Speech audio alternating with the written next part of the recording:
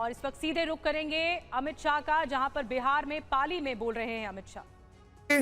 और आज इस विराट सम्मेलन में आए हुए प्यारे भाइयों, बहनों, माताओं और मेरे जिगर के टुकड़े जैसे युवा मित्रों, आप सभी का नमस्कार। मित्रों, आज सबसे पहले पाटलिपुत्र की इस पवित्र भूमि को मैं प्रणाम कर कर मेरी बात की शुरुआत करना चाहता हूं। ये जो भूमि है, ये चंद्रगुप्त और चाणक्य की भूमि है। ये भूमि सहजानंद जी की भूमि है। ये भूमि हमारे वीर नेताओं की भूमि है। मैं बिहार में आया हूं तब बाबू कुंवर सिंह जी, जयप्रकाश नारायण, बाबू जगजीवन राम जी, राजेंद्र बाबू और भारत रत्न कर्पूरी ठाकुर को भी प्रणाम कर कर मेरी बात की शुरुआत करना चाहता हूं। मैं यहां आया हूं तब हमारे भाजपा के वरिष्ठ नेता, सबसे पहले जिलाध्यक्ष श्री कन्हई बाबू को भी याद कर कर मेरी बात की शुरुआत करना चाहता हूं। मित्रों, मैं आज सबसे पहले बिहार की जनता का हृदय से धन्यवाद करना चाहता हूं, क्योंकि हम जब जब आए, बिहार की जनता ने हमारी झोली कमल से भर दी है। 2014 में आए, आपने मोदी जी को 31 सीटें दी। मित्रों, मैं आज सबसे पहले बिहार की जनता का हृदय से धन्यवाद करना चाहता हूं, क्योंकि हम जब जब आए, बिहार की जनता ने हमारी झोली कमल से भर दी है।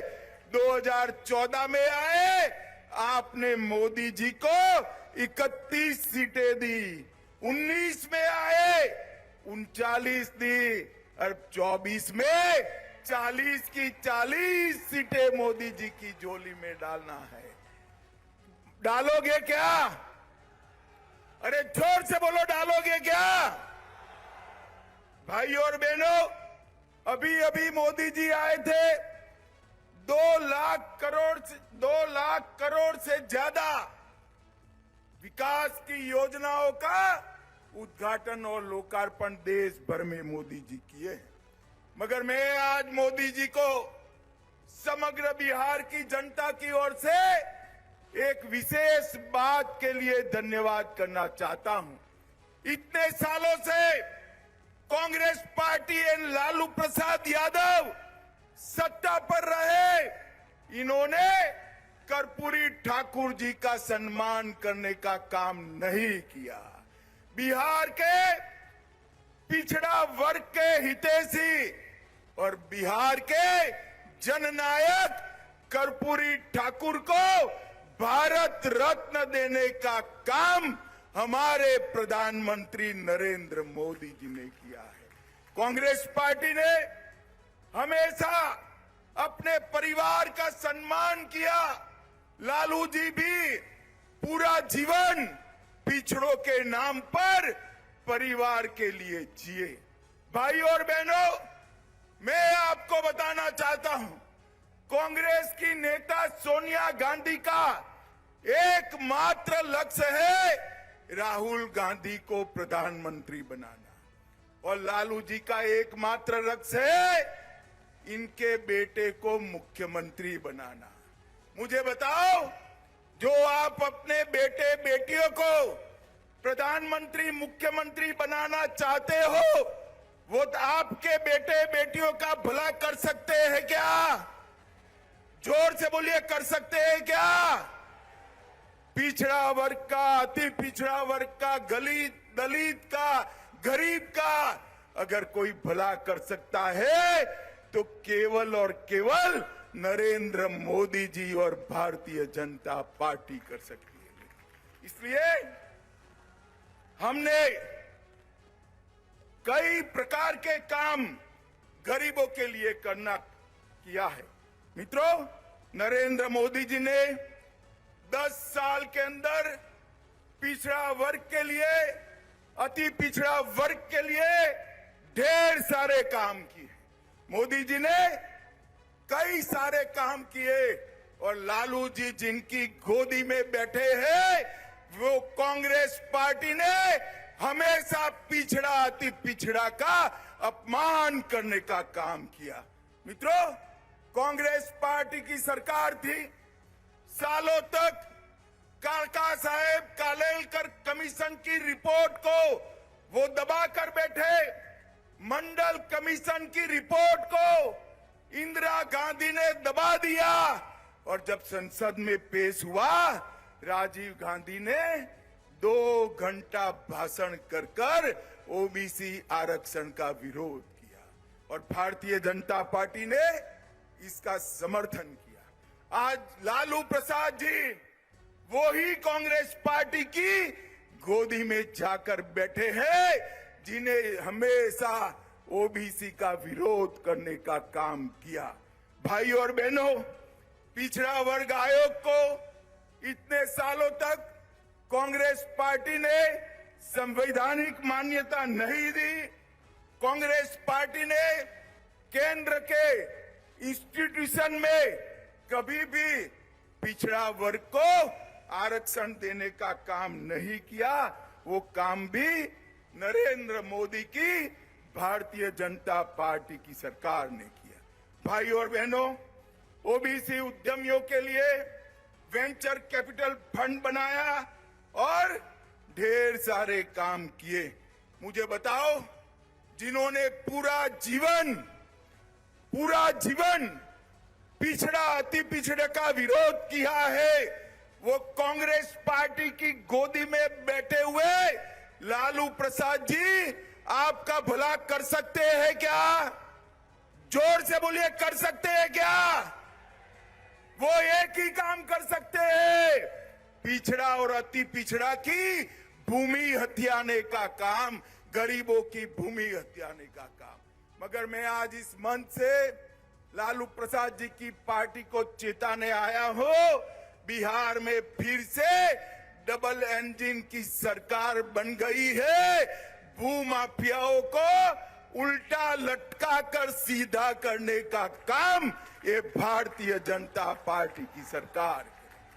हमारी सरकार बनने के बाद हमारी डबल इंजन सरकार एक कमेटी गठन करेगी, जिन्होंने गरीबों की भूमि कब्जाई है, इसके लिए एक कमेटी कठोर कार्यवाही करेगी और जेल की सलाखों के पीछे डालने का काम करेगी। लालू जी, आप कितना भी कर दो, आप इस प्रदेश के, बिहार जैसे प्रदेश के पिछड़ा, अति पिछड़ा को बरगला नहीं सकते हो।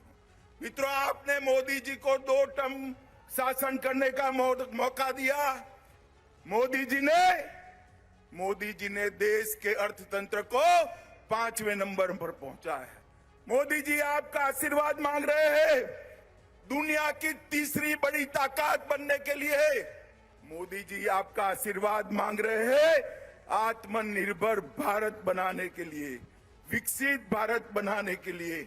और ये लोग आपका वोट मांग रहे हैं, ये लोग आपका वोट मांग रहे हैं अपने कुनबे का भला करने के लिए। मुझे बताओ, एक और देश के 25 करोड़ लोगों को गरीबी की रेखा से बाहर निकालने वाले मोदी जी है। 80 करोड़ लोगों को प्रति व्यक्ति प्रति माह 5 किलो अनाज मुफ्त में देने वाले मोदी जी है। 12 करोड़ गरीबों को घर में शौचालय देने वाले मोदी जी है। 4 करोड़ गरीबों को घर देने वाले प्रधानमंत्री मोदी जी है। 10 करोड़ गरीब माताओं को उज्ज्वला का सिलेंडर देने वाले प्रधानमंत्री नरेंद्र मोदी है। 14 करोड़ गरीबों के घर में नल से जल पहुंचाने वाले प्रधानमंत्री नरेंद्र मोदी है। और अब बिहार के करोड़ों लोगों को, अभी मुझे सम्राट चौधरी बता रहे थे, 1 करोड़ लोगों को कार्ड बांट दिया 2 महीना में। 1 करोड़ परिवार मतलब 6 करोड़ लोगों को 5 लाख तक का स्वास्थ्य का पूरा खर्चा नरेंद्र मोदी जी ने फ्री ऑफ कॉस्ट कर दिया है, मुफ्त में। अब किसी भी गरीब के घर में बीमारी आती है तो इसको कोई चिंता करने का जरूरत नहीं है। भाई और बहनों, एक विश्वकर्मा योजना लाए हैं। लगभग 20 प्रकार के कामकाज करने वाले विश्वकर्मा भाइयों को 5% से रियायती ब्याज पर 1 लाख रुपया, 2 लाख रुपया और 15,000 का किट देने का काम भी भारतीय जनता पार्टी की सरकार करने वाली है। भाई और बहनों, ये आरजेडी और कांग्रेस दोनों घपला घोटाला करने वाली पार्टी है। मैं बताता हूं, आरजेडी ने चारा घोटाला किया, वर्दी घोटाला किया, पाइप घोटाला किया, मेगा घोटाला किया, रेलवे के होटल के आवंटन का घोटाला किया, बालू घोटाला किया और बेनामी संपत्ति बेटे बेटियों के नाम से अरबों रुपयों की जब्त की। मित्रों, कांग्रेस ने भी कोयला घोटाला, कॉमनवेल्थ घोटाला, 2G घोटाला, ऑगस्टा वेस्टलैंड घोटाला, लैंड फॉर जॉब घोटाला, बोफोर्स घोटाला, शारदा चिट फंड करने का काम भी कांग्रेसियों ने किया। और मोदी जी एक गरीब के घर से आया हुआ आदमी है। एक चाय बेचने वाले गरीब का बेटा आज देश का प्रधानमंत्री बना है। इतने साल हो गए, 23 साल से मुख्यमंत्री प्रधानमंत्री है मोदी जी। उन पर 25 पैसे का भ्रष्टाचार का आरोप हमारे विरोधी भी नहीं लगा सकते। इस प्रकार का शासन नरेंद्र मोदी जी ने किया। अंत में भाई और बहनों, मोदी जी को एक तीसरा मौका दीजिए, 400 पार कराइए। मैं आपको विश्वास दिलाता हूं, गरीबी से मुक्त भारत बनाने का काम नरेंद्र मोदी जी करेंगे। पालीगंज से आप सुन रहे थे गृह मंत्री अमित शाह को, और मिशन बिहार पर हैं अमित शाह। इसीलिए भी कहा जा रहा है कि जो 40 लोकसभा सीटें, क्या उसका सीट शेयरिंग फॉर्मूला एनडीए का तय हो जाएगा जल्द। अब एक और बड़ी खबर जल्दी से आपको बता दें, उत्तर से लेकर दक्षिण तक एनडीए का परिवार बढ़ रहा है। टीडीपी, बीजेपी और जनसेना में गठबंधन हुआ है। ये सूत्रों के हवाले से बड़ी खबर मिल रही है। तीनों दलों में सीटों पर समझौता हो चुका है। सूत्र बता रहे हैं कुछ देर में गठबंधन पर औपचारिक ऐलान कर दिया जाएगा। चंद्रबाबू नायडू और अमित शाह के बीच आज मुलाकात हुई है, बैठक हुई है। बैठक में पवन कल्याण भी मौजूद रहे। पवन कल्याण की जो पार्टी है वो चंद्रबाबू नायडू के साथ, टीडीपी के साथ लगातार चुनाव लड़ती आई है, साथ है, और दोनों नेताओं ने मुलाकात की है अमित शाह से। और एक और बड़ी खबर, आंध्र प्रदेश में 17 लोकसभा सीटों पर लड़ेगी टीडीपी। सूत्रों के हवाले से खबर मिल रही है विशाखापट्टनम और विजयवाड़ा टीडीपी के खाते में है, ये सूत्र बता रहे हैं। इसके अलावा अराकू, राजमुंद्री, नरसापुरम, तिरुपति, हिंदूपुर, राजमपेट सीट पर बीजेपी लड़ सकती है, ये सूत्र बता रहे हैं। अनकापल्ली, काकीनाडा, मछलीपट्टनम में से 2 पर जनसेना लड़ेगी, ये जानकारी मिल रही है। तो सीट शेयरिंग फॉर्मूला जो है उसकी बड़ी बातें निकलकर सामने आ रही है, किस सीट पर कौन सी पार्टी लड़ेगी। और अब हम आपको बता देते थे ये जो अलायंस है टीडीपी, बीजेपी और जेएस में गठबंधन सीटों पर जो फॉर्मूला तय हुआ है उसके बारे में जानकारी दे रहे हैं। लोकसभा की अगर कुल देखें सीटें जो आंध्र प्रदेश में आती हैं वो 25 सीटें हैं, जिसमें हम आपको बता रहे हैं कि टीडीपी 17 और बीजेपी या तो 5 या तो 6 सीटों पर आगे चुनाव लड़ेगी, या जनसेना जो है वो 2 से 3 सीटों पर आगे लड़ेगी। ये सूत्रों के हवाले से जानकारी मिल रही है, ये फॉर्मूला तय हुआ है। अगर विधानसभा की बात की जाए जो 7 में चुनाव होने हैं, कुल सीटें आंध्र प्रदेश में 175 आती हैं, जिसमें टीडीपी 145, बीजेपी 6 या 8 और जनसेना 22 या 24 सीटों पर चुनाव लड़ सकती है। अभी लेकिन औपचारिक ऐलान बाकी है। आमोद हमारे साथ और ज्यादा जानकारी के साथ हैं। आमोद, एक बड़ा पैमाना तय किया गया है क्योंकि दक्षिण में सबसे ज्यादा जरूरत है बीजेपी को घटकों की, और इसी के तहत टीडीपी या जेएस जो है वो बहुत इंपॉर्टेंट अलायंस के तौर पर सामने आ रहा है। कब तक औपचारिक ऐलान हो जाएगा और क्या बात बनी है? देखिए, बात जो बनी है वो तो साफ तौर पे देखा जा सकता है कि टीडीपी जो है 17 सीटों पर चुनाव लड़ेगी लोकसभा में। बीजेपी 5 या 6 सीटों पर लड़ सकती है। ज़्यादा चांस है कि 6 सीटों पर बीजेपी चुनाव लड़ेगी। और उसके अलावा पवन कल्याण की पार्टी जो है जनसेना, वो 2 सीटों पर चुनाव लड़ेगी। ये है लोकसभा का कंपोजिशन। जबकि विधानसभा का कंपोजिशन जो है 145 सीटों पर लड़ेगी टीडीपी, और जो बाकी के 30 सीट हैं उसमें से 23 सीटों पर 22 से 23 सीटों पर जनसेना लड़ सकती है और 6 से 7 सीटों पर बीजेपी चुनाव लड़ सकती है। तो कुल मिलाकर टीडीपी के साथ बीजेपी का एक समझौता मोटे तौर पे हो गया है। इसकी घोषणा ये माना जा रहा है कि आज शाम तक कर दी जाएगी।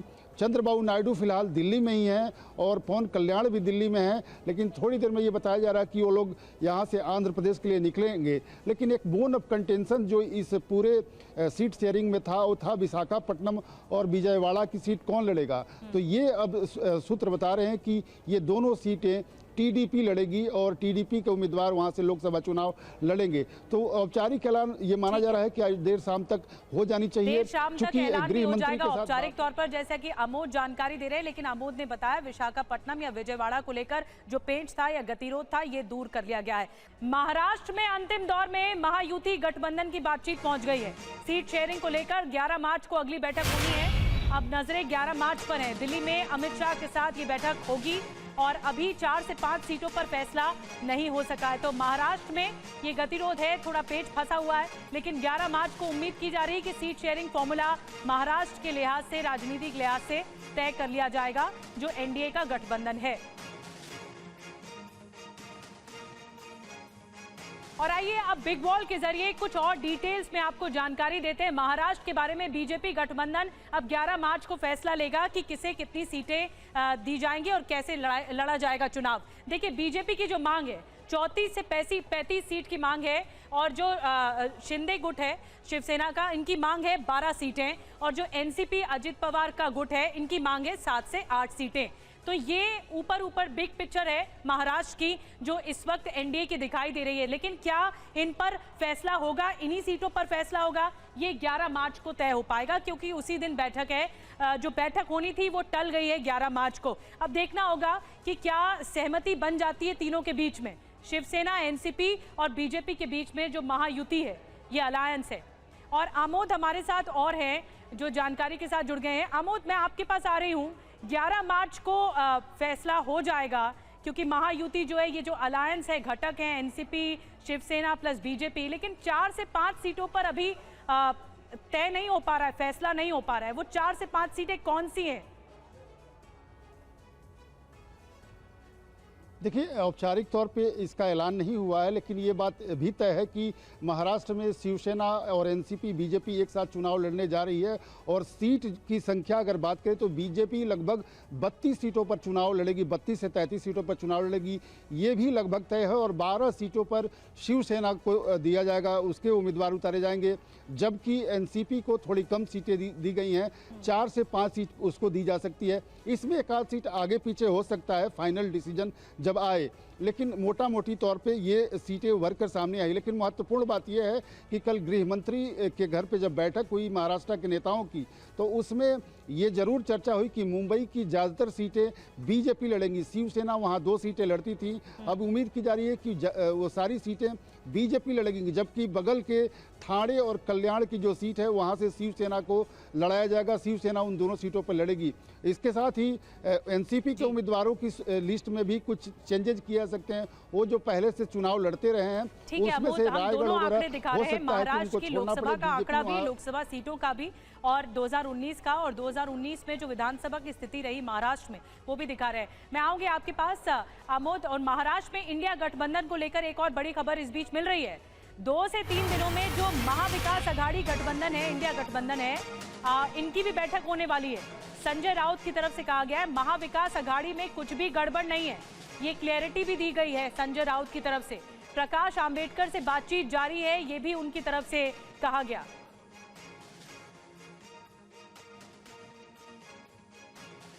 जो लिस्ट हमारे पास वंचित बहुजन आघाड़ी के नेताओं ने दी थी कि ये सीट हम लड़ सकते हैं, लगभग हमने जो सीटें उनको ऑफर की है वो सीटें उनकी लिस्ट में है। ये मैं दावे के साथ बोलता हूँ।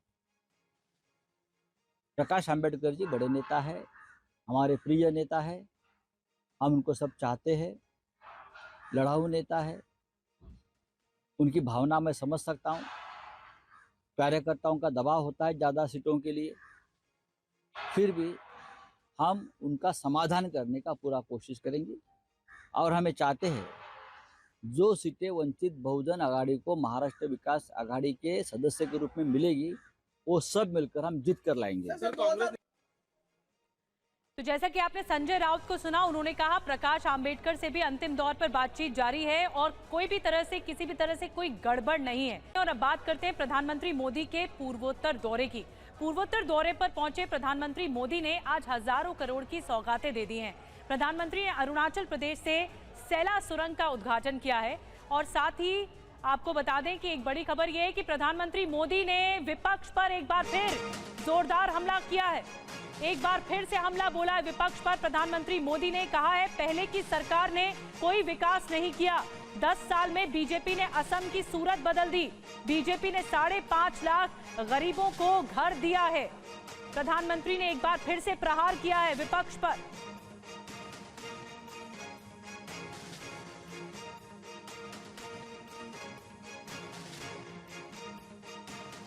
प्रधानमंत्री मोदी की ओर से एक बार फिर से विपक्ष पर हमला बोला गया है। 10 साल में बीजेपी ने असम के लिए आवास योजना के तहत बहुत काम किया है।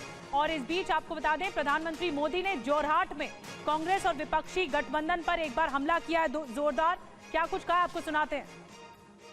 असम के लोगों की डिमांड थी कि असम की रिफाइनरी की कैपेसिटी को बढ़ाया जाए।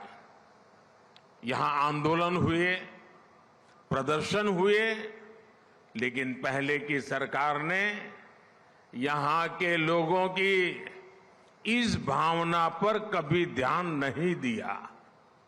लेकिन बीते 10 वर्ष में भाजपा सरकार ने असम की चारों रिफाइनरीज की क्षमता को बढ़ाने के लिए लगातार काम किया है।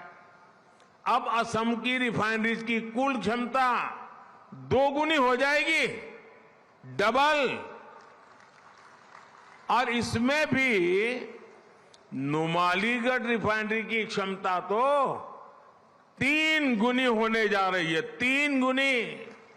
कांग्रेस की सरकारों के समय, उस समय जहां लोग एक एक घर के लिए तरसते थे, वहीं हमारी सरकार एक एक दिन में, आप देख रहे हैं अकेले आसाम में 5.5 लाख गरीबों को दे रही है। 5.5 लाख घर।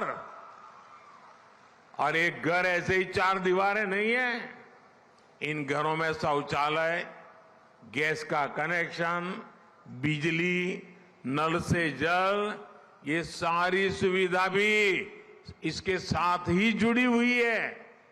और आज की एक और आकर्षक तस्वीर सामने आई प्रधानमंत्री मोदी की ही। प्रधानमंत्री मोदी ने काजीरंगा में जंगल सफारी का आनंद लिया।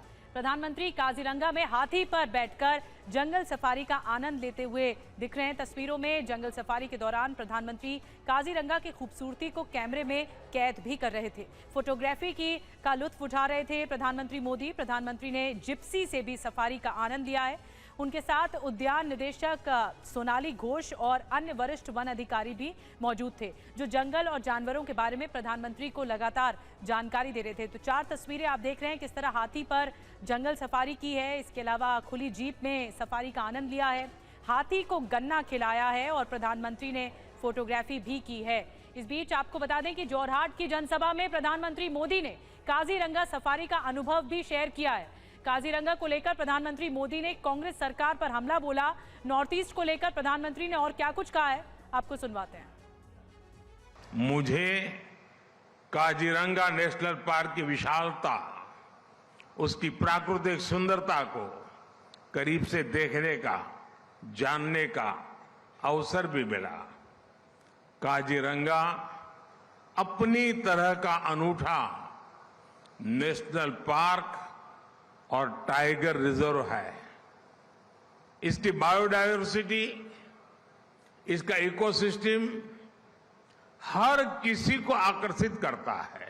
विश्व में जितने सिंगल हॉर्न वाले राइनो हैं, उनमें 70% हमारे काजीरंगा में ही रहते हैं। बर्ड वॉचर्स के लिए भी काजीरंगा किसी स्वर्ग की तरह है। दुर्भाग्य से पिछली सरकारों ने असंवेदनशीलता और आपराधिक संरक्षण के कारण असम की पहचान, यहां के राइनो वो भी संकट में पड़ गए थे। लेकिन हमारी सरकार यहां आके लोगों के प्रयासों से 2022 में ये संख्या 0 हो गई है।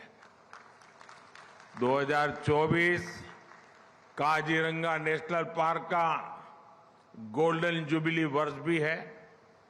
मैं असम के लोगों को इसके लिए भी बहुत बधाई देता हूं और मैं देशवासियों को भी कहूंगा कि गोल्डन जुबली ईयर है काजीरंगा का, आपके लिए भी यहां आना बनता ही है। मैं काजीरंगा से जो यादें लेकर आया हूं, ये यादें जीवन भर मेरे साथ रहने वाली है। प्रधानमंत्री मोदी को काजीरंगा में सफारी कराने वाले ड्राइवर ने क्या कहा है, सुनिए जरा। प्रधानमंत्री मोदी को सफारी कराने वाले ड्राइवर को सुनिए और उन्होंने क्या बड़ी बातें कही, आपको सुनवाते हैं। खूब भाग्यवान মানে ইমান দিনে আমি টিভিয়ে নিউজত আমি দেখি আছিলো, আজিতো কাষতে পাই কিবা মোৰ মানে ভাষা নাই মানে ক'বলৈ, যে ইমানে ফূৰ্তিও লাগিছে ভয়ো লাগিছে মানে, কিন্তু সেই আৰু ভাগ্য আছিলে পালে লগত ঘূৰালো তেখেতক। ভাল লাগিলে মনটো, যাতে একো এটা অসুবিধা নোহোৱাকৈ মেমে তেওঁক বুজাই গৈ আছে। তেখেতেও ভাল মানে মানে ভাল ক'ব লাগিব আৰু মানে মেমে যিটো অলপ ক'লে তেওঁ মানে বুজি পাই যায়। গড় ম'হ বা পশু বা দল হৈ নাই দেখিছেই বাৰু, হাতীও দেখিলে, দাঁতাল হাতী বা মাইকী হাতী দেখিলে, কিন্তু বাঘটোৰ বাহিৰে বাকী চব দেখিলে বাৰু। और इस बीच एक और बड़ी खबर आपको बता दें, भोपाल वल्लभ भवन में लगी आग पर काबू पा लिया गया है। आग में फंसे 5 लोगों को बाहर निकाला गया, सुरक्षित रेस्क्यू किया गया। फायर ब्रिगेड की गाड़ियां मौके पर मौजूद, भारतीय सेना से लेनी पड़ी मदद। इतनी भीषण आग लगी थी, देखिए सब कुछ जलकर खाक हो गया है। सारे दस्तावेज यहाँ पर पड़े हुए थे, सब कुछ जल गया। फायर ब्रिगेड की कई गाड़ियां मौके पर मौजूद थी जिन्होंने आग को बुझाया है। बहुत भयानक आग लगी थी, भारतीय सेना तक की मदद लेनी पड़ी इस आग को बुझाने के लिए। और ज़मीन पर जिस तरह का मलबा है, पूरी तरह से जो सामान जलकर राख हो गया है, वो मलबा आप देख रहे हैं, सब कुछ जल गया। बहुत भीषण आग लगी थी, इससे पहले भी आग लग चुकी है, लेकिन सीएम मोहन यादव की तरफ से आगे कहा गया है कि अब इस पर गौर किया जाएगा कि बार बार इस तरह की आग क्यों लग रही है। और तो और जो भोपाल में विपक्ष है, कांग्रेस, उसकी उनके नेताओं की तरफ से भी सरकार पर हमला बोला गया। लेकिन 2 तस्वीरें इस बीच आपको दिखा रहे हैं, जलकर खाक हुआ सामान और दूसरी तरफ वल्लभ भवन में भीषण आग लगी। ये मंत्रालय की बिल्डिंग है और 4थी मंजिल पर आग लगी थी, जहां पर तमाम दस्तावेज जलकर खाक हो गए।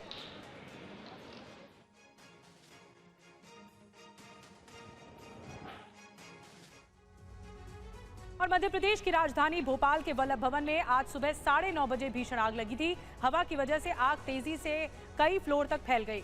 वल्लभ भवन में कई मंत्रालयों का ऑफिस भी है। आग की सूचना के बाद फायर ब्रिगेड की टीम तुरंत मौके पर पहुंच गई। बिल्डिंग में फंसे लोगों को बचाने के लिए भारतीय सेना से भी मदद लेनी पड़ी। फिलहाल आग पर काबू पा लिया गया है, कोई जनहानि नहीं हुई है। गनीमत ये रही, राहत की बात ये रही, आग पर पूरी तरह से काबू पा लिया गया है। और इस बीच आपको बता दें कि कांग्रेस प्रदेश अध्यक्ष जो है जीतू पटवारी का बीजेपी पर बड़ा आरोप। वल्लभ भवन में लगी आग को लेकर आरोप लगाया गया कि हर बार यही आग लगती है। जीतू पटवारी का कहना है आग की वजहों का क्यों पता नहीं लग पाता। भारतीय जनता पार्टी के भ्रष्टाचार का धुआं दिख रहा है। पीसीसी चीफ जीतू पटवारी इस वक्त मंत्रालय में पहुंचे हैं, मुआयना कर रहे हैं, अंदर जाने की कोशिश भी कर रहे हैं, उनसे बातचीत करते हैं। सर, एक बार फिर से आग लगी है, पिछले वर्ष भी आग लगी थी। हर बार आग लगती है, किसने लगाई, क्यों लगी, कारण क्या था, नुकसान क्या हुआ, दोषी कौन है, आज तक नहीं चला। इंक्वायरी हर बार बैठती है, आज भी बैठ गई होगी, पर उसका राख वहाँ पड़ी है सचिवालय में, सतपुड़ा में, यहाँ पे आग है। ऐसे इससे पहले भी हुआ है। धुआं भारतीय जनता पार्टी के करप्शन का धुआं है, सरकार का धुआं है, ये धुआं है भ्रष्टाचार का धुआं है, भारतीय जनता पार्टी के अंदरूनी करप्शन की लड़ाई का धुआं है, और इसके लिए प्रदेश गुमराह होकर जो चुना है उसका असर है।